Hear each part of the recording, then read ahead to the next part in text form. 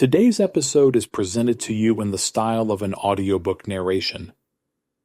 Our focus today is 12 Rules for Life, An Antidote to Chaos by Jordan B. Peterson, a book that quickly rose to international prominence for its blend of personal responsibility, mythological references, and practical life advice. Peterson, a clinical psychologist and professor of psychology, explores why individuals and society often drift into disorder, and how certain foundational habits and outlooks can help us regain stability and purpose. Over the following sections, we'll take a closer look at Peterson's background, the notion of order versus chaos, each of the core rules, and the overarching themes that have resonated so strongly with readers. 1. Peterson's background and context. Jordan B. Peterson is a Canadian psychologist who initially gained notice for his lectures on mythology, religion, and personality traits, as well as his public commentary on cultural and political issues. 12. Rules for Life emerged partly as a synthesis of questions he received on the internet platform Quora, combined with his academic expertise in personality psychology and his fascination with religious, mythological, and philosophical traditions. Peterson contends that we're grappling with a crisis of meaning in the modern world, too much chaos, not enough structure or tradition. So he wrote 12 Rules for Life to offer practical guidelines that can ground individuals in personal responsibility, integrity, and clarity. 2. Chaos versus order. A central concept in 12 Rules for Life is the interplay of chaos and order. Peterson portrays order as the stable, predictable realm of rules, traditions, and hierarchies, while chaos is the unpredictable, often threatening domain of novelty and change. Too much order leads to rigidity and tyranny. Too much chaos leads to anxiety and aimlessness. According to Peterson, individuals function best when they navigate a balance between these two realms, standing with one foot in order for stability and one foot in chaos for growth. His rules aim to help readers find that balance, using reason and moral courage to thrive in a world that can often feel overwhelming. 3. Rule 1. Stand up straight, with your shoulders back. The first rule might sound simple. Improve your posture. But Peterson imbues it with psychological and evolutionary significance. He cites lobsters and dominance hierarchies to illustrate that confident posture affects not just how others see you, but how your body regulates neurotransmitters related to stress and success.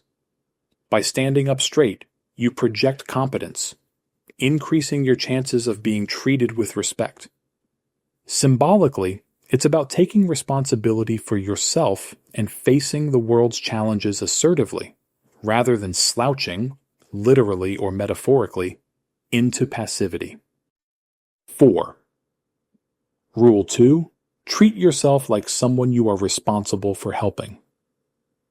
Peterson observes that many people care for their pets or children better than they care for themselves, skipping medical checkups, ignoring healthy diet, or sabotaging their own goals. This rule suggests you adopt a more nurturing stance toward your own well-being.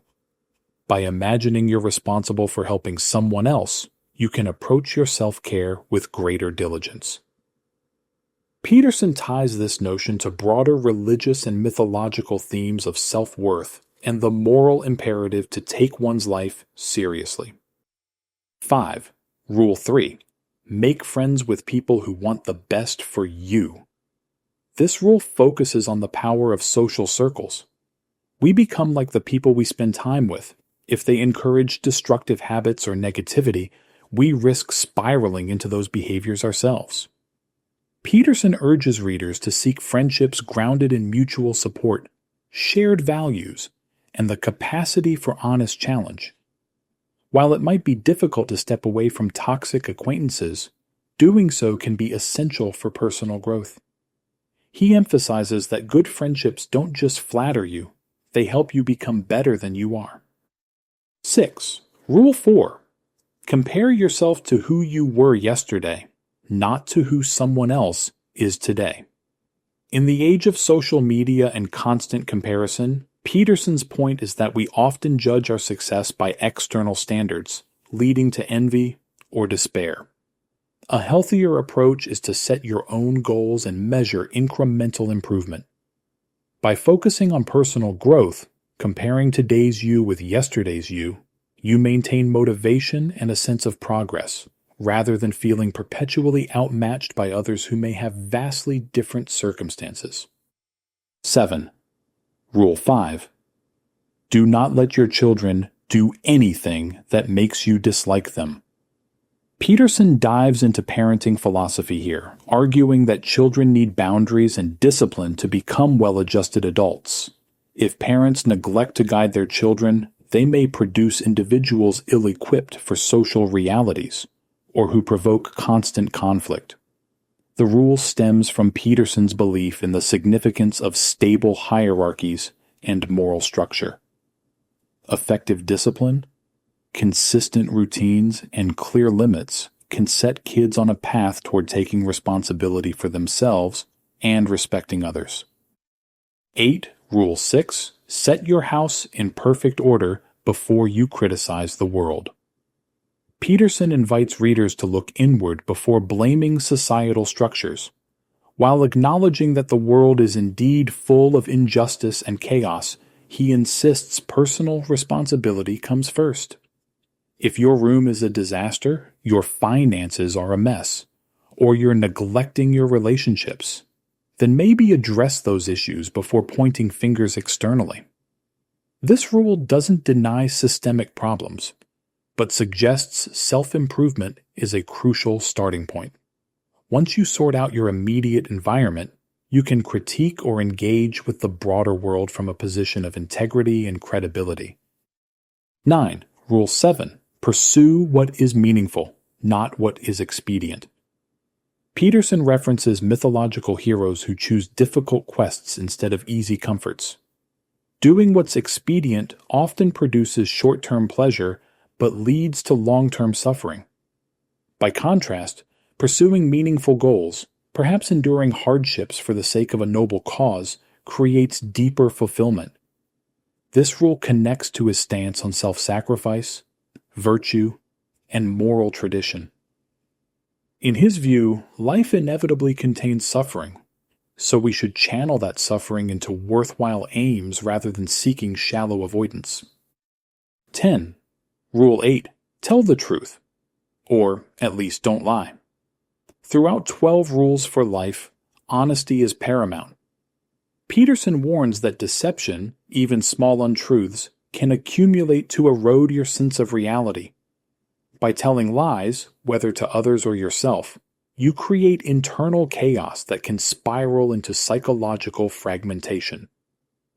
If telling the truth is too difficult, at least refuse to propagate falsehoods. The principle is reminiscent of numerous philosophical and religious teachings that equate lying with self-betrayal.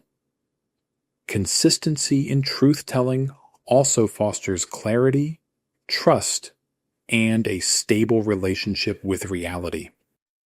11. Rule 9. Assume that the person you are listening to might know something you don't. Peterson sees genuine conversation as an opportunity to refine your ideas by encountering other viewpoints. This rule encourages humility. If you treat each conversation partner as potentially insightful, you invite growth and guard against arrogance. Rather than using conversation merely to express your opinions, you ask genuine questions and remain open to learning.